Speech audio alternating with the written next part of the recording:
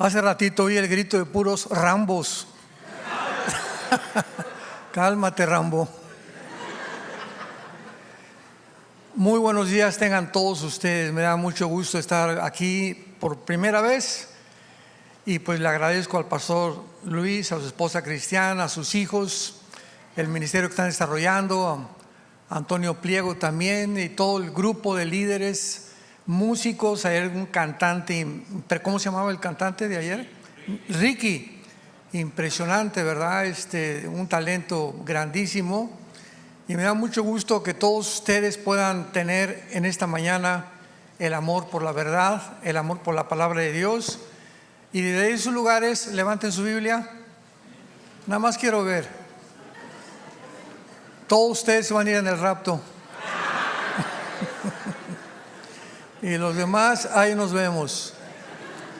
Venir a la iglesia sin Biblia es como ir a jugar fútbol sin pelota. Desgraciadamente la tecnología nos comenzó a poner ahí los versículos y todo, y eso era para la gente nueva. Pero el cristiano tiene que traer su Biblia el domingo, para que la tengas ahorita, apuntes una libreta, tomes nota.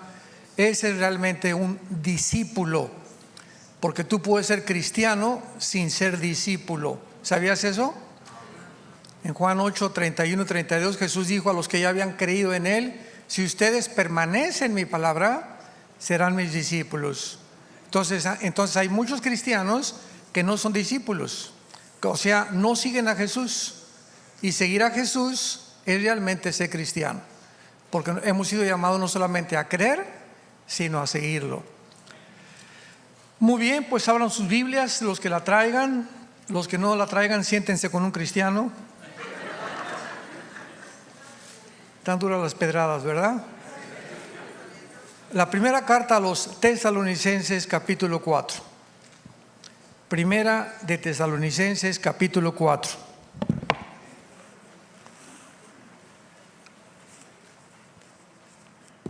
Quiero tratar en esta mañana una doctrina muy importante que desgraciadamente se ha abandonado, ha resultado muy controvertida, que se llama el rapto de la iglesia o el arrebatamiento de la iglesia. Vamos a ver las palabras originales más adelante. Pero antes de entrar a la doctrina del rapto y leer los pasajes correspondientes, déjenme darles un poquito de historia. La Biblia es de carácter progresivo, o sea, la revelación que tuvieron los padres de la iglesia, Tertuliano, Jerónimo, etcétera, etcétera, no era la revelación que tuvieron los reformadores, Martín Lutero, Zwinglio, Juan Calvino, etcétera, etcétera. Tuvieron más revelación ellos.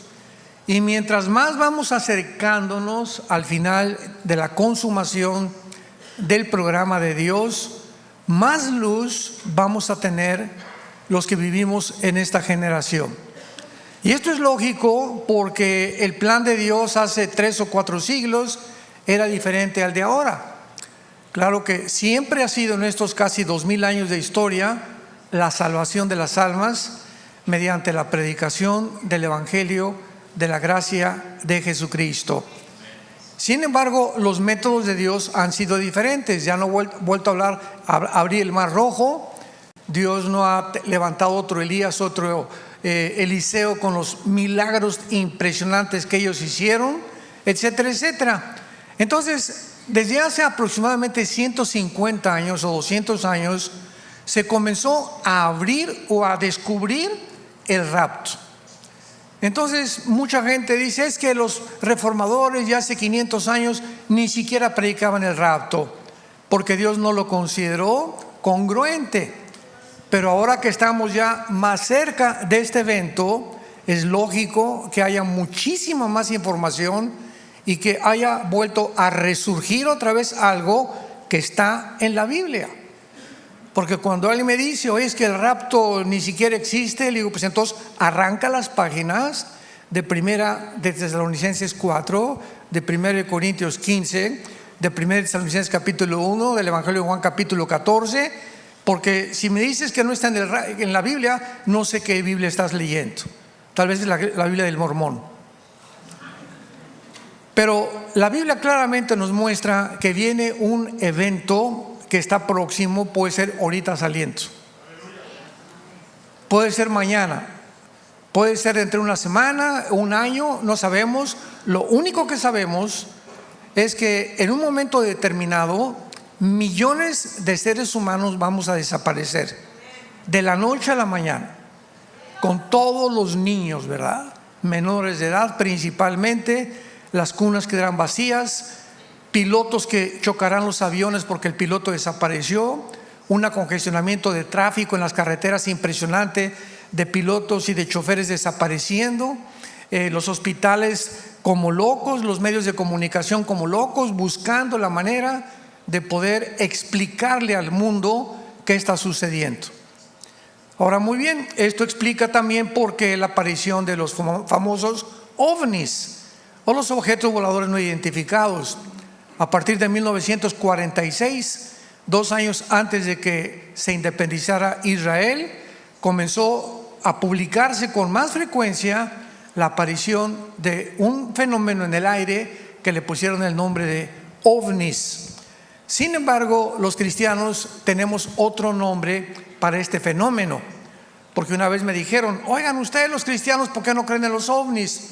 Cuando hay astronautas, pilotos de aviones comerciales que confirman realmente que hay un fenómeno, que han visto objetos que rebasan la velocidad del Mach 2 o la velocidad del sonido, y que es algo que no puede ser tecnología de ninguna nación. Y yo les he contestado: nosotros no negamos este fenómeno. Se acaba de debatir hace algunos meses en el Senado de Estados Unidos, entre senadores interrogando a pilotos y a personas de integridad, de que realmente dieron testimonio de que vieron ovnis o estos objetos.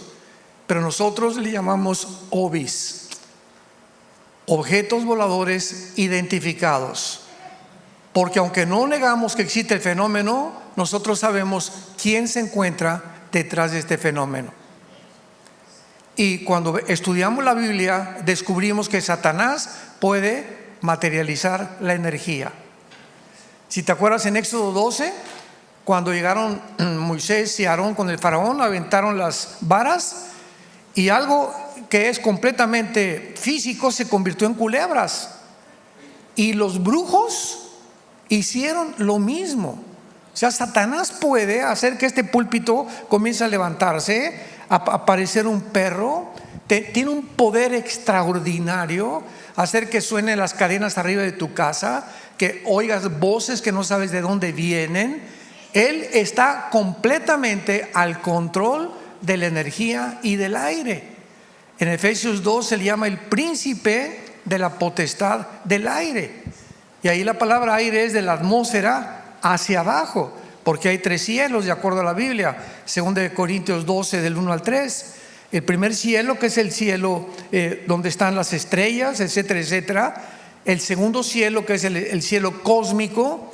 Y el tercer cielo, donde se encuentran los cuarteles generales o el trono de Dios temporalmente, porque ese trono bajará a Jerusalén en el tiempo del milenio.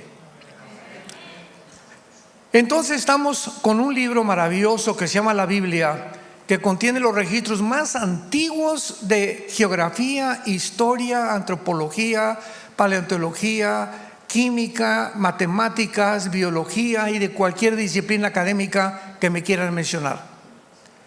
De los billones de volúmenes de literatura que existen en el mundo, no existe un libro semejante a la Biblia. Contiene 66 libros, y de una forma sobrenatural convergen los 66 libros, y desde el Génesis hasta el Apocalipsis, 40 hombres que fueron los escritores de la Biblia. Unos fueron pescadores, otros rancheros, otros secretarios de Estado, otros comerciantes. Ninguno de estos hombres, la mayoría, se conocía, y lo que ellos escribieron coincide de una forma sobrenatural, porque desde el Génesis hasta el Apocalipsis se encuentra un mensaje: el Mesías y la sangre de Jesucristo.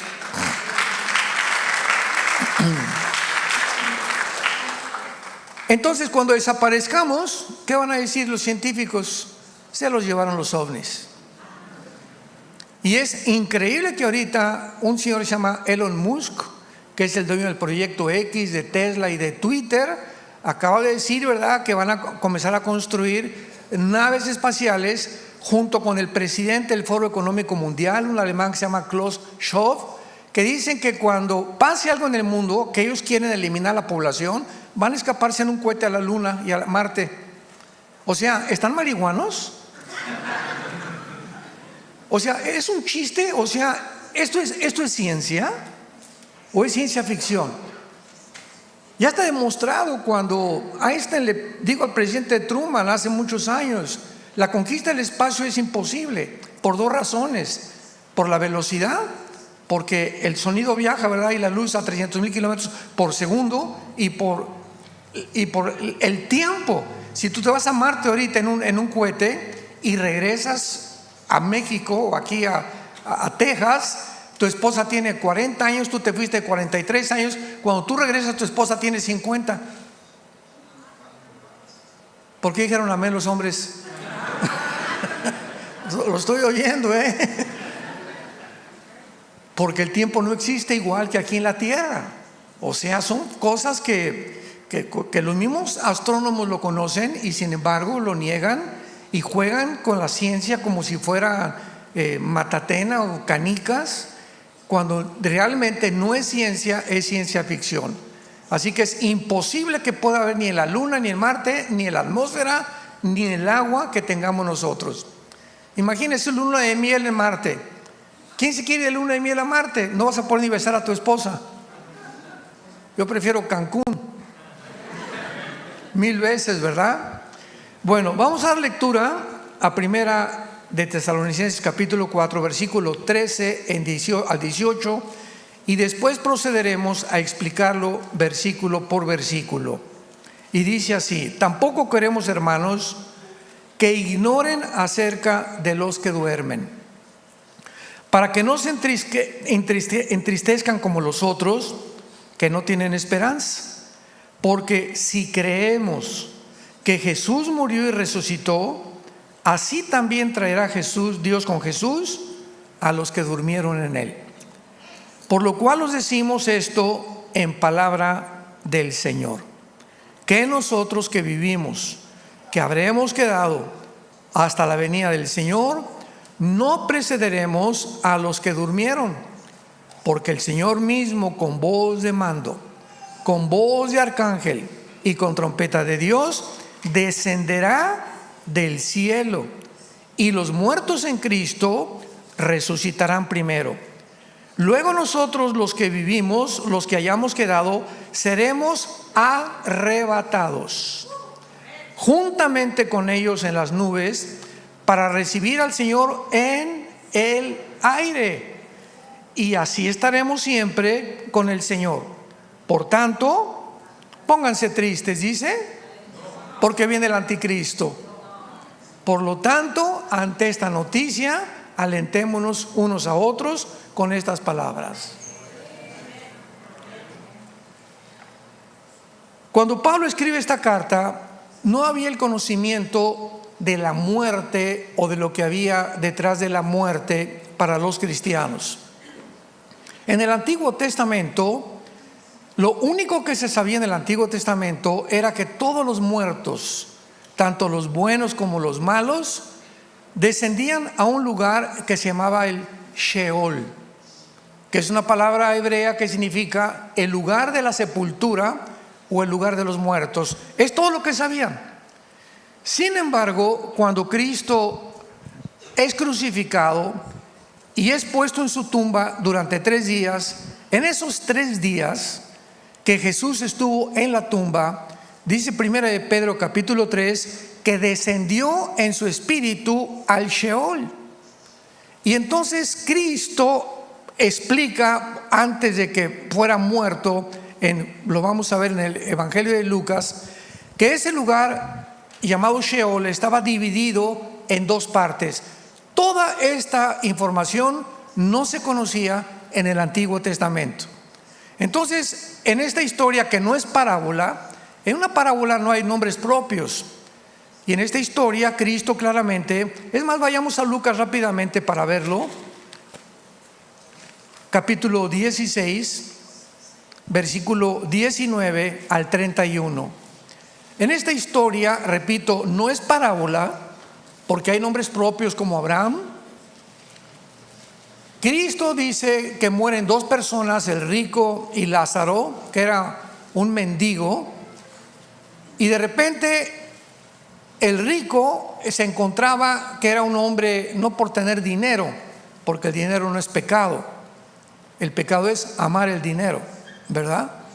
Entonces se encontraba por lo miserable, ambicioso, explotador de los pobres, se fue al infierno. Y esta parte del infierno se le llama en el hebreo Gena, si lo quieres apuntar con G-H-N, Gena. Y la otra parte donde se encontraban los buenos o los justos se le llama el paraíso o el seno de Abraham. Entonces todos descendían ahí, pero unos de un lado y otros de otro lado. Esto lo revela Jesucristo, porque es el único que descendió a ese lugar. Ningún apóstol pudo ir a ese lugar porque Él lo reveló. Entonces, cuando Cristo resucita, baja antes al Sheol o al Hades, que es la transliteración de la palabra Sheol al griego. Cuando se tradujo del hebreo al griego en la Biblia, el Antiguo Testamento se tradujo el Sheol Hades o Hades con H. Entonces Jesús baja al Hades, al centro de la tierra, y se lleva a todos los que estaban desde Adán hasta su muerte, los saca de ahí y se los lleva al cielo. Nadie podía entrar al cielo antes de Cristo porque su sangre no había sido presentada en el altar del tercer cielo. No podía haber un perdón total. En el Antiguo Testamento los pecados eran cubiertos, pero no eran borrados. Haz de cuenta que yo tengo una mancha aquí en mi camisa de tinta. ¿Y qué hago cuando me la tapo? Pues ahí está la mancha, ¿verdad? Pero solamente está cubierta, no está borrada. Entonces hasta que mi camisa se saca y la meten a la lavadora, se le quita la mancha. Entonces en el Antiguo Testamento la mancha la tenían todos antes de Cristo. Solamente los sacrificios de los animales les cubrían temporalmente la mancha, pero el pecado no había sido removido, no había sido quitado del medio. Muere Cristo y Él no nos tapa, Él nos lava completamente.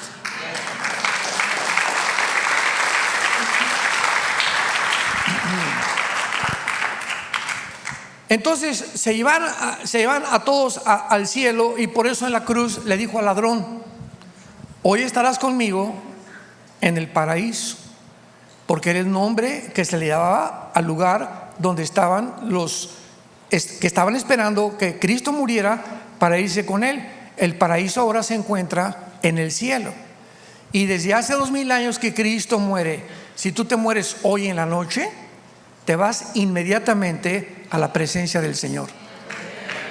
Ausentes del cuerpo, presentes en el Señor. 2 Corintios capítulo 5.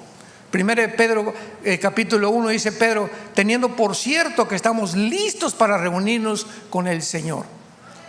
Entonces tenemos que entender todo esto para saber cómo funciona lo del rapto, y para saber quiénes se van a resucitar y quiénes van a resucitar al final del milenio, porque hay muchas resurrecciones.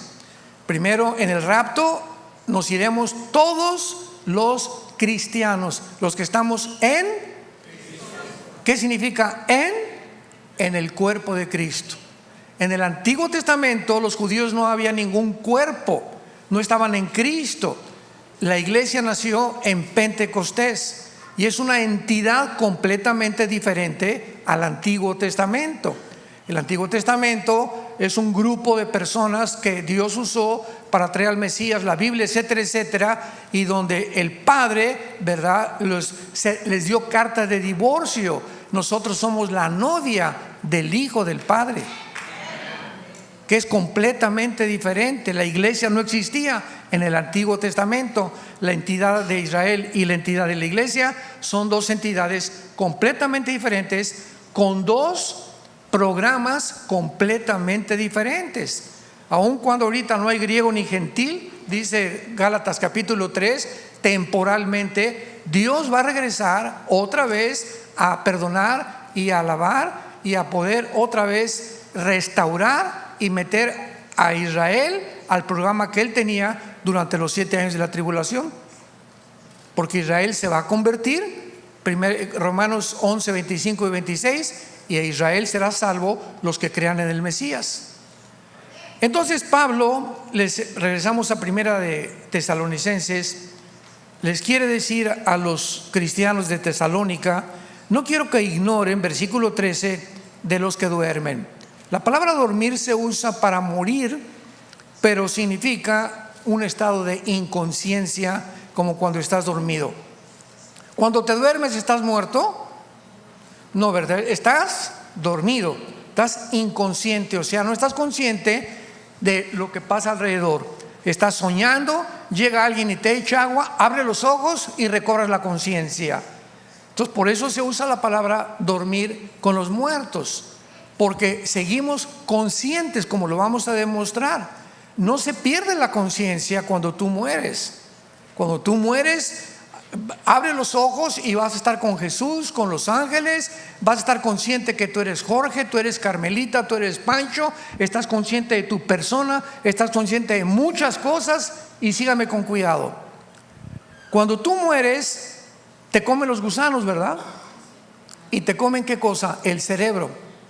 ¿No es cierto? Entonces, ¿cómo es posible que después de muertos sigamos recordando?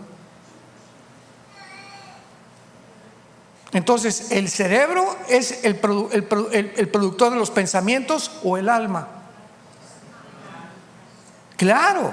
Entonces, hay una dimensión espiritual dentro del ser humano que no está ligada a los órganos. El cerebro produce jugos como los intestinos, jugos gástricos, pero no significa, ¿verdad?, que estoy pensando, mis pensamientos no los produce el cerebro. Mi cerebro tiene funciones, pero no tiene las funciones del alma, ni de los sentimientos, ni de las emociones. Están ligadas al cerebro.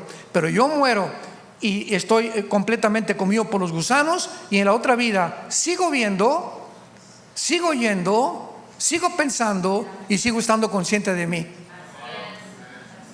demostrando que hay una vida después de esta vida, y que la vida más importante es la vida que tenemos del alma y espiritual. No quiero que ignoren acerca de los que duermen, para que no se entristezcan como los otros que no tienen esperanza. Los que no son cristianos, se muere su papá, se muere su mamá, se muere su tía, y pues todos tenemos que llorar. Y por favor, nunca retengas. Cuando tengas ganas de llorar, no te aguantes, porque puedes entrar en una más grande depresión. Cuando tienes ganas de llorar, llora, y si quieres gritar en tu cuarto, grita, pero desahoguémonos.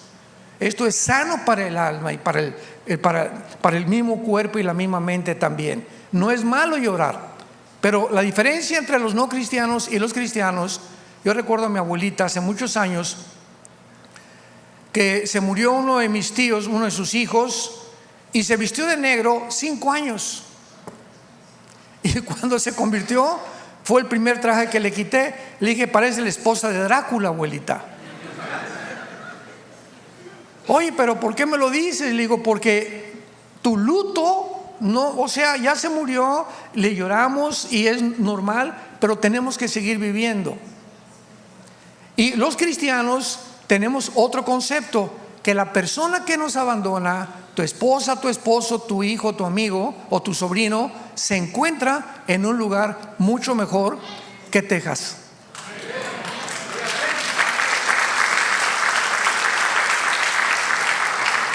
Solo ese pensamiento. Por eso dice: si creemos que Cristo resucitó. ¿Ya vieron el sí condicional? Si creemos que Jesús resucitó. Entonces, si realmente creemos que hay resurrección, sabemos que ya, como una vez me hablaron a la 1 de la mañana: oiga, pastor, mi mamá, mi abuela se está muriendo. ¿Y qué edad tiene su abuelita? Pues 92 años. Le dije, pues ya déjala que se pinten. ¿Para qué quieren que siga la viejita en su silla de ruedas sufriendo con todos nosotros?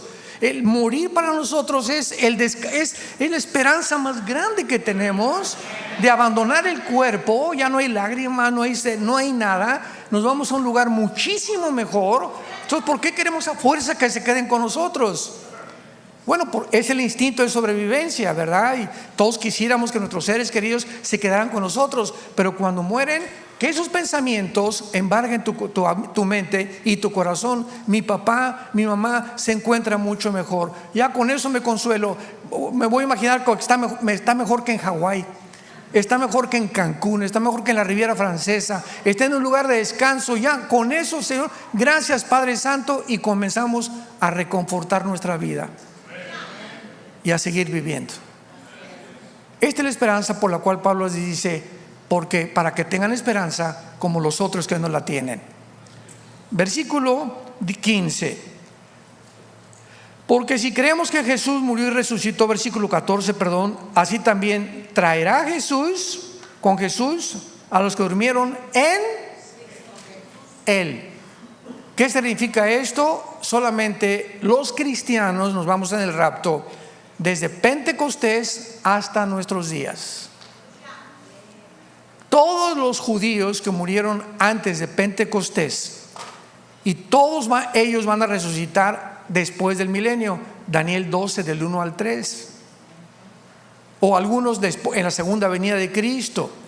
Pero el arrebatamiento es para la iglesia, los que formamos parte del cuerpo de Jesucristo. Y por eso después hay otra resurrección, los 144,000 judíos, los 2 testigos. Va a haber muchas resurrecciones después, pero todos aquellos que formamos parte de la primera resurrección, que tiene subdivisiones, somos los justos. Y solamente hay una resurrección para los no cristianos: el juicio del gran trono blanco, Apocalipsis 20 del 11 al 15, que es la resurrección final, donde Dios abrirá los libros y te demostrará por qué Él no te mandó al infierno. Como me dijo una viejita un día: ay, pastor, Dios es tan bueno y tan misericordioso, y yo no creo que mande a nadie al infierno. Le dije: amén, amén, amén, doña Chencha. Dios no manda a nadie al infierno, ellos se van solitos. Porque de tal manera amó Dios al mundo, que Dios nos dio a su Hijo unigénito. Dios nos dio a la sangre de su Hijo, nos dio la Biblia, nos dio el Espíritu Santo, para que nadie se condene. Si tú te condenas, no le eches la culpa a Dios. Él quiso que tú te salvaras, pero tú decidiste en la corta vida que Dios nos dio, el camino que tú estás viviendo, y tú mismo te vas a condenar. Porque el pecado, la paga del pecado es la muerte. Ahora vayamos a 1 Corintios 15, antes de seguir en Tesalonicenses, y veamos con más claridad esta doctrina del rapto de la iglesia. A los que les interese la palabra arrebatamiento, es la palabra arpazo en el griego. Arpazo, como el arpazo de un tigre o de un león, como con Z. Es la palabra griega que significa ser quitado de en medio súbitamente o con fuerza. A los que les interese escribir la definición de la palabra. Ahora, en el latín es raptarus. Por eso arrebatamiento o rapto son sinónimos y se puede usar de las dos formas. Dice Pablo en 1 Corintios 15 versículo 51: he aquí os digo un misterio, no todos dormiremos, pero todos seremos transformados en un momento, en un abrir y cerrar de ojos, a la final trompeta, porque se tocará la trompeta y los muertos serán resucitados incorruptibles y nosotros seremos transformados. Vean ustedes que Pablo inicia describiendo que el rapto era un misterio. Y cuando Pablo dice, les digo un misterio, fue al apóstol Pablo, no fue a Juan, ni a Santiago, ni a Pedro, ni a ningún apóstol a quien el Espíritu Santo le reveló la doctrina del rapto más que al apóstol Pablo. A él se le reveló esta doctrina. Y en el Antiguo Testamento un misterio es algo que no ha sido revelado. Y cuando dice Pablo, he aquí les digo un misterio, significa que el rapto no estaba revelado en el Antiguo Testamento. Había las figuras como Enoc, capítulo 5 de Génesis, que se fue, ¿verdad? Y Elías, que se fueron, pero no se decía nada absolutamente de que vendría un tiempo en que una generación de personas serían todas llevadas al cielo sin morir. Esto no se encuentra más que en el Nuevo Testamento. Y entonces Pablo por eso nos revela este misterio. Les voy a decir un misterio que ya no es misterio. ¿Cuál es este misterio? Que no todos dormiremos, pero todos seremos transformados. Que no todos los cristianos vamos a morir. No todos los cristianos vamos a experimentar lo que es la muerte, pero al mismo tiempo los que no experimentemos estos vamos a ser transformados en segundos, porque la sangre y la carne no pueden heredar el reino de Dios. No podemos entrar a la otra dimensión espiritual con el cuerpo que tú y yo tenemos. Tenemos que entrar con otro cuerpo que se adapte a las leyes del espíritu, que no son las leyes actualmente que rigen el cuerpo humano. Por eso los ángeles que viven en esta dimensión vienen a la tierra y comen con nosotros, hasta cabrito comen, creo que era de Monterrey. Caminan entre nosotros, se mezclan entre nosotros y de repente desaparecen. Tienen la facultad de entrar a nuestra dimensión y desaparecer en nuestra dimensión a voluntad. Pueden atravesar paredes y pueden atravesar la materia molecular sin ningún problema, cosa que nosotros no podemos. Porque dice 1 Corintios 15 que hay cuerpos espirituales y hay cuerpos físicos. Entonces los ángeles tienen cuerpos completamente diferentes a los nuestros y nosotros tendremos esos cuerpos cuando resucitemos. Entonces este misterio que Pablo dice, no todos vamos a morir, pero todos vamos a ser transformados. En un momento, en un abrir y cerrar de ojos, o sea, en las milésimas de segundo, de repente, a la final trompeta. Muchos habían dicho que esta final trompeta era la séptima trompeta, Apocalipsis 15, de los juicios de Dios. Sin embargo, las trompetas del Apocalipsis son de juicio. Y cuando nosotros recurrimos al Antiguo Testamento, a las fiestas judías, recordamos que hay 7 fiestas judías, ¿se acuerdan? Y 4 de esas fiestas ya fueron cumplidas y se tienen que cumplir las 7. Porque las fiestas judías no son de Israel, son fiestas de Jehová, que Dios se las da al pueblo, no son del pueblo. Dios se las da al pueblo para esconder detrás de ellas a su Hijo Jesucristo. La primera fiesta, Pascua, ¿verdad? En Éxodo 12, que recuerda cuando el ángel de la muerte pasó y fueron perdonados los que estaban bajo la sangre. Fue la primera fiesta que Cristo cumplió. La segunda, los panes sin levadura. La tercera, los primeros frutos. Cuando resucita Cristo, Él fue el primer fruto de una gran cosecha. Y la cuarta, Pentecostés, 50 días después de la resurrección. La palabra Pentecostés significa 50. ¿Cuántas faltan? Falta la de las trompetas, Rosh Hashanah, falta Yom Kippur, la de la expiación, y Sukkot o los tabernáculos. ¿Correcto? Muy bien. La mayor parte ahorita dentro de la escatología coinciden muchos maestros en que es posible, no se conoce el día y la hora, pero podemos conocer el tiempo. Entonces es posible que alrededor de la fiesta de las trompetas sea el arrebatamiento de la iglesia. Y maestros como Jonathan Cahn, como Mark Hitchcock, que son los de los más reconocidos del Seminario Teológico de Dallas, que he platicado con ellos, ¿verdad? Y conozco a otros muchos que están casi seguros, ¿verdad?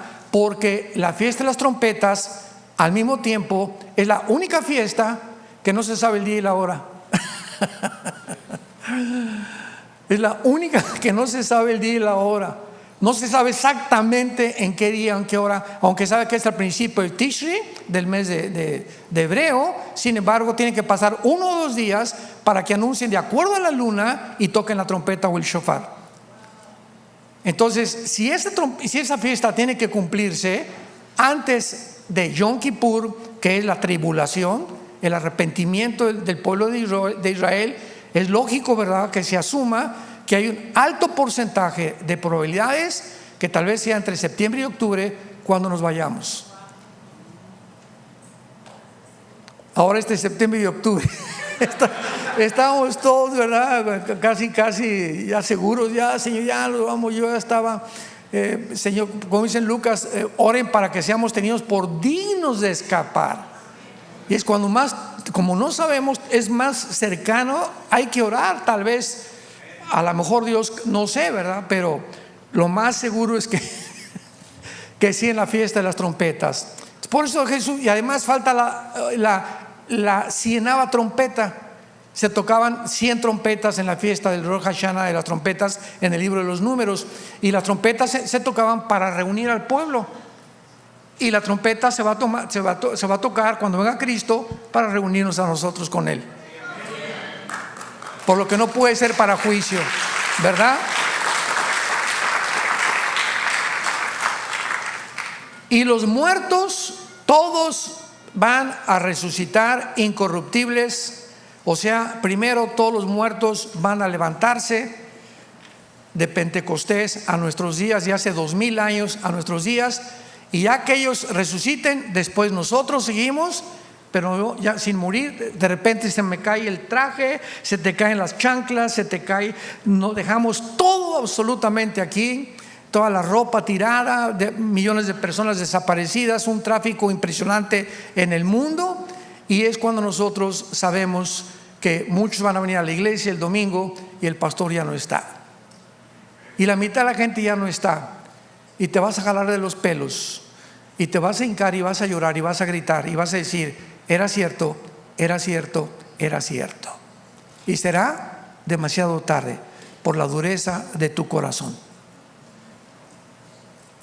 Regresamos a Tesalonicenses, y Pablo continúa diciendo en el versículo 15 que lo que nos está diciendo es la palabra del Señor, que nosotros que vivimos, que habremos quedado, no precederemos a los que durmieron. O sea, no vamos a ser antes de los que ya están muertos, porque el Señor mismo, con voz de mando, o sea, Jesucristo mismo, va a descender del cielo y lo va a acompañar Miguel, el arcángel, que es el más grande arcángel de Dios, con millones de ángeles junto con Jesús. Imaginémonos qué espectáculo vamos a tener, ¿no? Y esto nadie lo va a ver más que nosotros, nadie. Y con trompeta de Dios se oirá tú, y solamente lo vamos a oír nosotros también. Y entonces Jesús descenderá del cielo sin tocar la tierra. Qué importante es eso, porque en Zacarías capítulo 14 vemos que el rapto y la segunda venida son 2 eventos completamente diferentes. En el rapto viene en el aire y nos saca del mundo. En la segunda venida viene con nosotros y toca sus pies en el monte de los olivos. Zacarías capítulo 14 del 2 al 5, y se abre un valle del norte hacia el sur, oriente a occidente, y se hace una cruz en Jerusalén con un temblor impresionante. Pero ya venimos nosotros con él. Va a ir a Petra a sacar a los judíos escondidos que el anticristo está persiguiendo. Vamos a regresar con él a Jerusalén a establecer su reino mesiánico por 1000 años. ¿Estás tú listo para esto? Ahora vamos a comprobar que es muy importante. Vayamos a Génesis capítulo 25. Vamos a demostrar, todo hay que respaldarlo con la Biblia, que cuando morimos seguimos conscientes, vivitos y coleando. como dicen en mi tierra. Génesis 25, versículo 8. Y exhaló el espíritu y murió Abraham en buena vejez, anciano y lleno de días. Apunten todos ustedes, los que les interese en su Biblia, la palabra espíritu, que la palabra se escribe ruach, R-U-A-C-H, ruach, que es la palabra espíritu. Vemos nosotros, y luego versículo 17, estos fueron los años de la vida de Ismael, 137 años, y exhaló el espíritu y murió, y fue unido a su pueblo. O sea, en el Antiguo Testamento, los que morían no estaban ahí nada más en la tumba, eran reunidos en un lugar especial donde se encontraban todo el pueblo de Dios que iba a resucitar después de la tribulación, y que cuando Cristo bajó ya no podían ellos permanecer continuamente aislados del mundo exterior. Ahora vayamos a Apocalipsis capítulo 6 y veamos otro ejemplo de personas que murieron como mártires y que se encuentran en la otra vida conscientes de quiénes son. Apocalipsis capítulo 6, versículo 9, es el quinto sello. Dice el apóstol Juan: vi bajo el altar las almas de los que habían sido muertos por causa de la palabra de Dios y por el testimonio que tenían. O sea, los mártires muertos por la persecución del anticristo. Y clamaban a gran voz diciendo: ¿hasta cuándo, Señor santo y verdadero, no juzgas y venga nuestra sangre en los que moran en la tierra? Y se les dieron vestiduras blancas y se les dijo que descansaran todavía un poco de tiempo hasta que se completara el número de sus consiervos y sus hermanos, que también habían de ser muertos como ellos. Vemos aquí un grupo de personas junto a Dios, clamándole a Dios y pidiéndole respuestas a Dios. No estaban en la tumba ya no hay nadie. Un cristiano nunca regresa al cementerio. ¿Me escucharon? Ahora viene el Día de Muertos próximamente. Hay un chiste que el Día de Muertos, ¿verdad? Estaba la India María con una olla de mole ahí en el cementerio, y llega la señora Pompidou, una señora muy elegante, vestida con un ramo de flores, y pasa la señora Pompidou y le dice a la India María: India bruta, ¿cuándo crees que tu muerto se va a comer el mole? Y le contesta la India María: cuando venga el suyo por las flores. O sea, tanto los ignorantes como los muy ricos o los muy cultos están igual de tontos. O sea, son costumbres paganas que todos hacíamos porque no conocíamos la Biblia.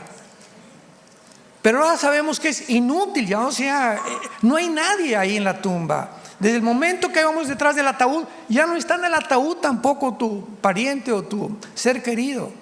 En el momento, en segundos en que te mueres en el hospital, inmediatamente te sales de tu cuerpo, y lo que llevan ahí es un esqueleto nada más. Por eso nunca regresamos al cementerio. ¿Para qué? ¿Para atormentarnos? ¿Para llorarle cuando está en un lugar mucho mejor? Haz de cuenta que se va a Cancún tu hijo: ay, ¿para qué te fuiste a Cancún?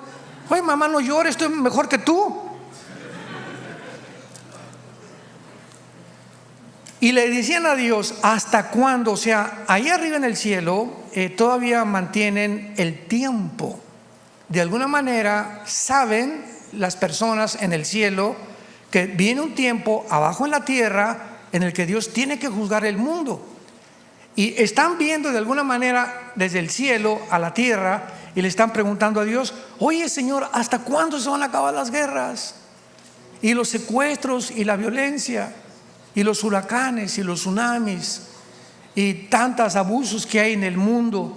¿Por qué no vengas nuestra sangre en los que moran en la tierra? Ahora, la pregunta teológica es la siguiente: ¿Qué acaso le están pidiendo venganza a Dios? ¿Le están le están rogando por venganza o por restitución? Cuando un juez, hagan de cuenta, yo soy un juez ahorita y me traen un condenado a muerte y me dice el condenado a muerte: oiga juez, por favor tenga piedad de mí, hace una semana compré un asilo para ancianos y hace 6 meses fui muy bueno con mi esposa. Y yo como juez le contesto: mira, pitirijas, no te vas a la silla eléctrica por lo bueno que hiciste, sino por lo que hiciste hace 3 días. Todo lo bueno que hayas hecho lo echaste a perder al matar a tu esposa o a tus hijos hace 3 o 4 días, o al matar a un policía. Aquí en Texas matas a un policía y te vas a la silla eléctrica.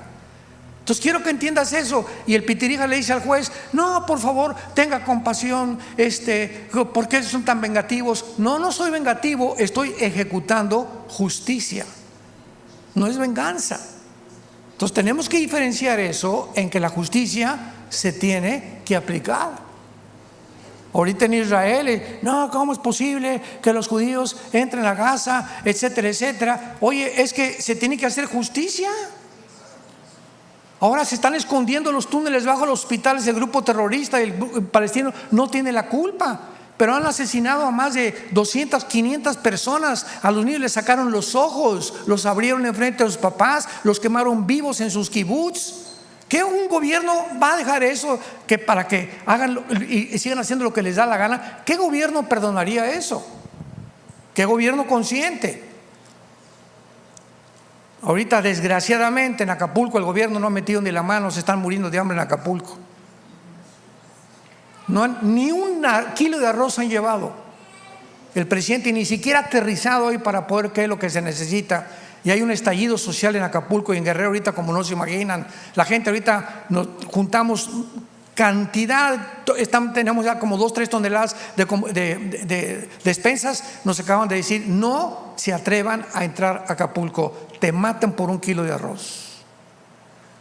Todos los centros comerciales los saquearon refrigeradores, televisiones, camas, no hay Oxxos, no hay comercios, no hay los Walmarts, los vaciaron completamente. Las gasolineras rompieron las bombas y están sacando y bombeando toda la gasolina. Es un puerto completamente devastado y un puerto en anarquía total por la falta del gobierno. Desgraciadamente en nuestra tierra eso es lo que pasa muchas veces. Eso no pasa en Israel. Pudieron entrar, ahora se tiene que hacer justicia. Entonces le están pidiendo justicia y se les contesta que todavía no es el tiempo, que mientras tanto descansen. Esto nos muestra que si tú te mueres hoy en la noche y te vas al cielo, no en el rapto, si te mueres hoy en la noche y te vas al cielo, tu cuerpo no ha resucitado todavía, porque la resurrección es hasta el rapto. A los muertos en Cristo resucitarán primero. Hay un cuerpo intermedio entre el rapto y cuando tú te mueres. Estas personas que estaban en el cielo no han resucitado. Hasta el capítulo 7 vemos ya que salieron de la tribulación muchos de ellos y ya se les dan palmas indicando que ya tienen un cuerpo resucitado y ya pueden alabar a Dios. Entonces hay una especie de cuerpo intermedio. Mientras están allá se les dieron vestiduras blancas porque las almas las vio desnudas el apóstol Juan. Necesitaban algo que los cubriera temporalmente mientras vendría la resurrección. Ahora alguien puede preguntar en penúltimo lugar: ¿cómo será mi cuerpo cuando yo resucite? ¿Se parecerá a Rambo? ¿O se parecerá a Madonna? ¿Cómo será el cuerpo cuando nosotros resucitemos? ¿Seremos jóvenes? ¿Seremos de la misma edad? ¿O a quién nos vamos a parecer? ¿O seremos nosotros pero mejores, verdad? Ya sin lunares y sin problemas. Vean ustedes en el libro de Filipenses la respuesta. Dios nos da la respuesta. Esto es precioso. Ya no tienes que hacerte tantas cirugías plásticas. Dice Filipenses capítulo 2.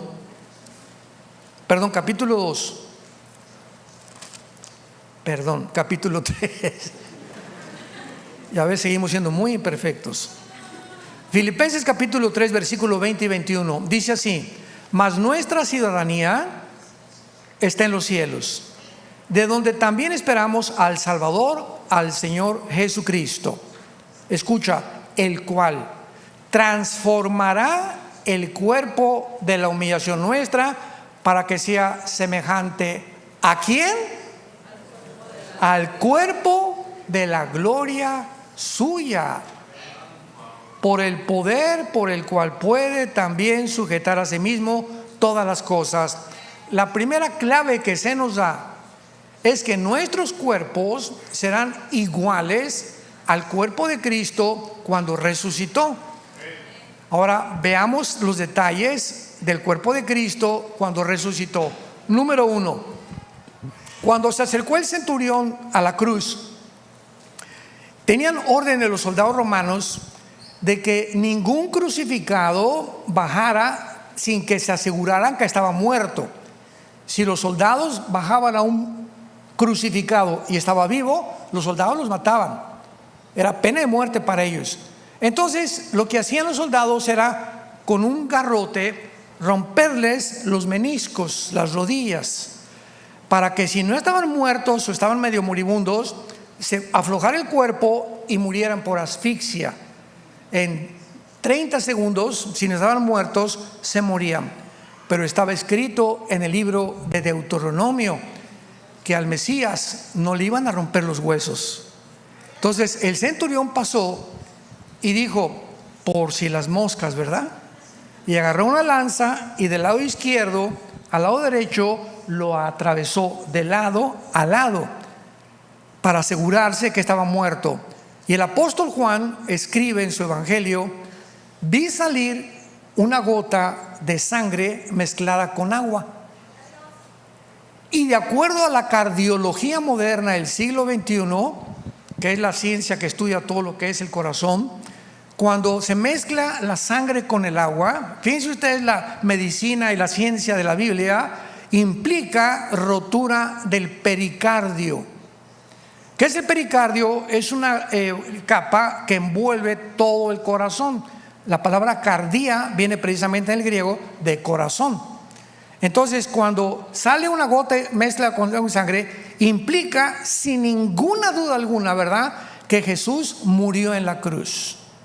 No como inventan que lo bajaron y que después no había muerto, etcétera, etcétera. Ahora, muy bien, Cristo, número 1, su cuerpo ya no tenía ni una gota de sangre. Mientras tú tienes este cuerpo que tú tienes y yo tengo este cuerpo, lo que le da vida a nuestro cuerpo es la sangre, porque la vida de la carne está en la sangre. Y hasta el siglo pasado descubrieron que la circulación de la sangre de los pies a la cabeza es la que lleva todas las vitaminas y los minerales al cuerpo. Todo lo que te comes circula por todo tu cuerpo. Y la sangre ahorita te haces una biometría hemática en un laboratorio y sale si tienes cáncer, si tienes diabetes, si tienes lo que sea, se detecta ya en la sangre. Lo interesante del caso es que no vamos a tener ya sangre, pero al mismo tiempo que no vamos a tener sangre, Cristo ya resucitado en el camino de Emaús, iba caminando con uno de los discípulos y les preguntó en el evangelio de Lucas: ¿por qué están tristes? Bueno, porque dicen que el Mesías, etcétera, etcétera. Y ellos se sientan a comer pez y miel. Y Cristo, con un cuerpo sin sangre, come pescado y miel. Come pescado y miel. O sea, nuestros cuerpos vamos a seguir comiendo. Los gorditos están contentos, ¿verdad? Es increíble esto, ¿verdad? Entonces vamos a tener un cuerpo sin sangre, pero también vamos a comer. Característica número 3. Los apóstoles se encierran en un cuarto porque estaban aterrorizados que los romanos los vinieran a crucificar también. Entonces había un hombre llamado Tomás el Dídimo, que había dicho: no, yo hasta que no toque con mis manos sus manos, y hasta que no toque sus manos su herida, no voy a creer. A mí no me digan que resucitó. Y mientras estaban en el cuarto los discípulos, Cristo atraviesa la pared. Característica número 3, nuestros cuerpos podrán materializarse y desmaterializarse a voluntad. Ojalá que lo estén apuntando todos. Número 3, se podrá materializar y desmaterializar, porque la composición molecular de nuestros cuerpos ya no será igual ahorita. Ahorita agarro la mano y le hago así al púlpito y entonces me estrello con los átomos que forman parte de este púlpito, ¿verdad? Porque la materia no puedo atravesarla con mi mano, pero el cuerpo que tenemos vamos a atravesar la materia, como lo hacen actualmente los ángeles y Cristo resucitado. Entonces Cristo se acerca y le dice a Tomás: Tommy boy, come here, ven para acá. Y llega Tomás: sí, Señor. Y vean ustedes lo que pasa. Y le dice Jesús: pon tu mano en mi mano. Y cuando Tomás pone la mano en la mano de Jesús, no la atraviesa, sino que toca algo sólido. Y pon tu mano en mi costado. Y cuando toca Tomás la herida de Cristo, toca algo sólido. Nuestros cuerpos no van a ser espíritu como Gasparín, sino que vamos a tener algo sólido que se va a materializar y se va a poder tocar, pero al mismo tiempo desaparecer. Y estas características del cuerpo resucitado nos muestran claramente que llegará el momento en que todo esto que estamos atravesando actualmente en el mundo es pasajero. Santos de Dios, somos peregrinos en un planeta desconocido. Este mundo no es de nosotros. Este mundo, estamos en un territorio actualmente ocupado por el enemigo. Así como ahorita los palestinos en Gaza están en un territorio que no es de ellos, es de un grupo terrorista que los tiene sometidos y que los explota como carne de cañón. Así el diablo, el mundo entero, tiene al mundo como víctimas, explotándolos, engañándote, atormentándote para que vivas para este mundo, para que no vivas para Jesucristo, para que vivas como te da la real gana, para que no lo seas fiel a tu esposa, para que robes, para que cometas fraude, etcétera, etcétera, porque esta es la forma en la que el ser humano vive cuando no conoce la verdad. Pero cuando conocemos la verdad nos hace libres. Y por eso Dios en esta mañana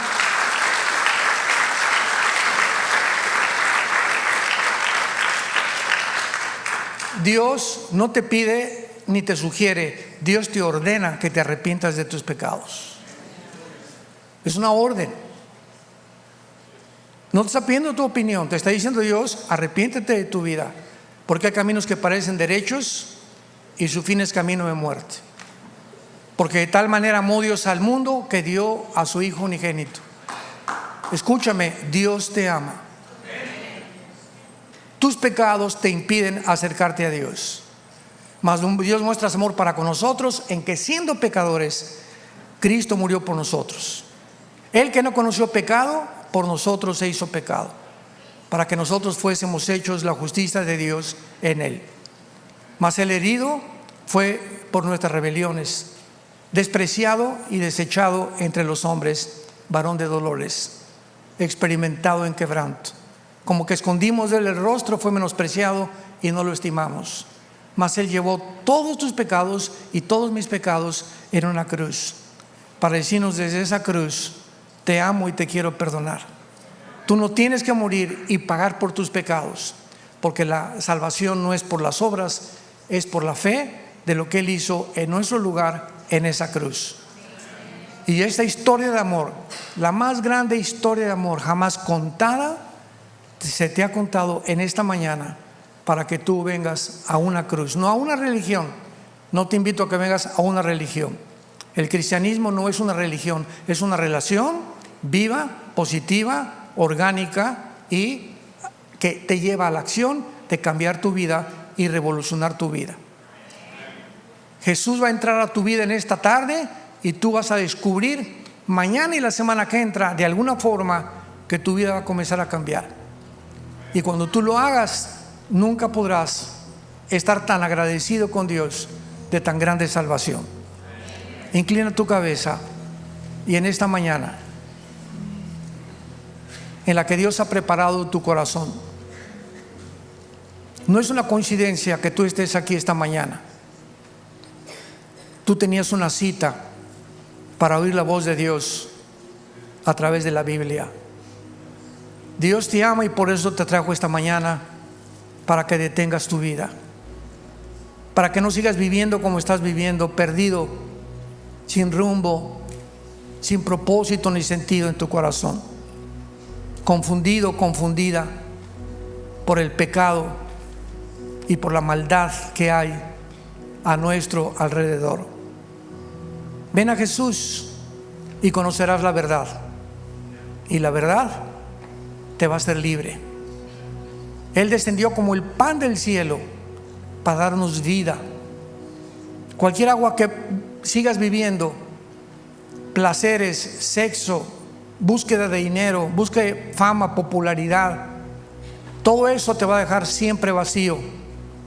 Mas el agua que Jesús te da en esta mañana te satisfará y te podrá realmente dar la vida eterna.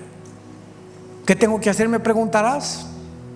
Simplemente dile estas palabras con todo tu corazón: Señor mío y Dios mío, te pido perdón por mis pecados. Creo que en esa cruz pagaste tú por ellos con tu sangre preciosa. Creo que a los 3 días venciste la muerte.